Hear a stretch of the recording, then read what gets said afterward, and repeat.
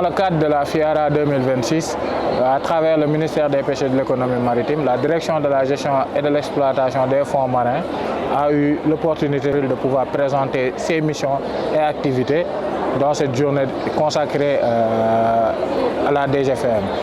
Nous avons eu à présenter tout ce qui est déjà attribution, tout ce qui est missions qui sont confiées à la direction, et à travers cela, nous avons pu décliner nos projets, perspectives et activités que nous menons à travers tout le littoral sénégalais. En plus de cela, nous avons pu partager nos partenaires et les différentes activités que nous menons avec eux, et surtout tout ce qui concerne l'activité qui est consacrée aux communautés, notamment les projets de nettoyage des fonds marins, les projets de lutte contre les engins de pêche perdus abandonnés et rejetés en mer, les projets d'aménagement des fonds marins, tout ce qui est lié à la recherche et à l'océanographie, mais aussi tout ce qui est projet réglementaire que nous partageons avec les autres ministères et secteurs connexes. On a eu l'occasion de partager les rôles, missions, attributions de notre structure, les projets structurants, les projets en cours et également les activités qui sont réalisées ces 2-3 dernières années à travers notre personnel. Donc, comme il l'a si bien dit, il y avait un public qui était vraiment magnifié de l'intervention de notre structure, du ministère dans sa globalité à travers notre structure. Notamment, il y avait d'éminents professeurs de la faculté des sciences, des GIE et même des ONG qui veulent se lancer sur des filières qui intéressent la direction, notamment dans la filière algale. Donc, ils ont à peu près eu une compréhension large de ce que c'est que les fonds marins, l'importance, mais aussi quelle est la configuration de nos fonds marins et qu'est-ce qui est attendu en perspective dans le cadre des collaborations que nous avons à travers la DGFM qui joue le rôle d'interface entre l'environnement, l'exploitation pétro-gazière et même le secteur de la pêche et tout ce que nous exécutons pour une meilleure gestion de l'écosystème afin une gestion durable de nos ressources. Comment est-ce que nous comptons préserver l'écosystème pour avoir des ressources halieutiques de qualité afin de pouvoir, pour le bénéfice de toute la communauté sénégalaise.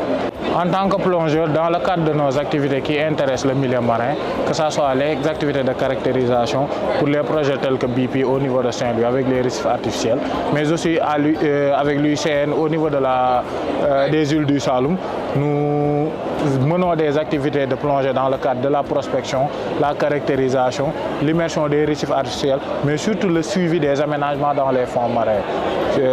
Tout cela participe aux activités de la DGFM et dans leur perspective, on espère bien renforcer là pour couvrir tout le littoral sénégalais. Oui, aujourd'hui nous avons vécu un panel riche en enseignement et qui renforce aussi le partenariat que nous avons avec la DGFM, la direction de la gestion et de l'exploitation des fonds marins, du ministère de la Pêche et de l'Économie maritime. L'impression que j'ai est que c'est là, surtout spécifiquement dans les ressources nouvelles, notamment les algues, dont la valorisation peut en quelque sorte mettre en place une nouvelle filière innovante capable de produire des emplois verts. Oui, précisément en termes de communication, beaucoup l'ont souligné, c'est-à-dire qu'il faut passer par l'aspect éducation environnementale. Cet aspect est très important et passer par l'école, toucher en quelque sorte la population élève au niveau du ministère de l'Éducation nationale qui tourne aujourd'hui autour de 4 millions et que en quelque sorte ces élèves-là vont être des relais vers leur famille et ça va nous permettre en quelque sorte de toucher tout le monde dans le cadre de l'éducation environnementale pour préserver les ressources marines au Sénégal. La plupart des directions au sein des ministères ont beaucoup de projets qu'ils voudraient mettre en place, mais il y a toujours un déficit d'accompagnement et de moyens.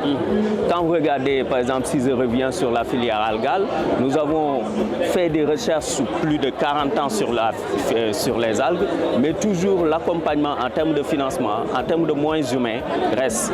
Et la DGFM a aujourd'hui énuméré beaucoup de projets, notamment Senrem, mais qui, en termes de financement et en termes de moyens techniques et financiers, et font que ces directions-là ne peuvent pas se déployer autant qu'elles le voudraient faire et que ça constitue un frein en quelque sorte par rapport à l'atteinte de leurs objectifs, mais aussi par rapport aux services publics qu'ils voudraient vraiment mettre en place pour le développement, notamment le développement de l'économie bleue, le développement de l'économie, le développement durable en quelque sorte.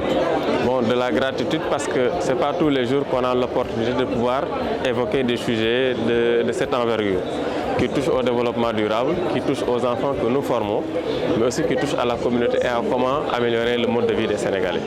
Donc pour ça, on est vraiment heureux d'être là et de participer à cette formation, à ce panel-là.